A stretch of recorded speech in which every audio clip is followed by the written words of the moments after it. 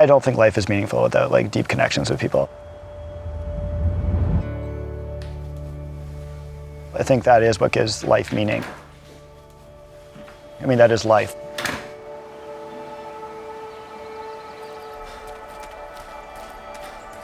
I've always been somebody that's really enjoyed and needed their alone time.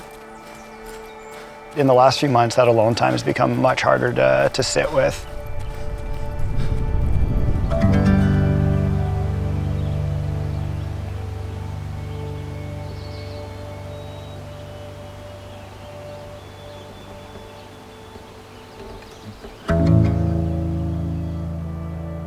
I'm trying to like avoid alone time in my head because it goes back to like watching Laura die as being really, really intense for me, and also just seeing scenes of the avalanche were really, really traumatic.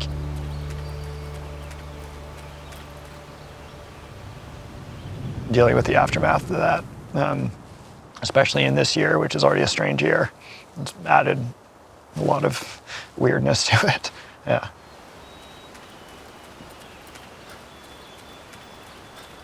I've dealt with quite a lot of like personal trauma this year, but at the same time, I've also had an incredible summer connecting with friends and family in like a really profound way and spending a lot of time in really beautiful places.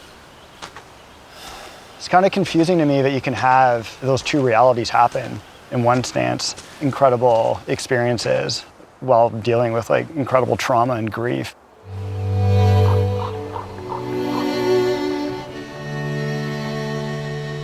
Being outdoors is definitely an escape from it, and you know, you could definitely argue that it's running away. But at the same time, it's also somewhere where I feel quite a strong connection with Laura. A large part of our relationship was spent outdoors, and like, it really was a very bonding place for us and really defined our relationship. I'm not a religious person, but like I do feel like a strong spiritual connection when I'm out there, and I think it's important to acknowledge that. I think it is important to have a little bit of escapism. It's funny, we often use escapism as a negative, but it isn't.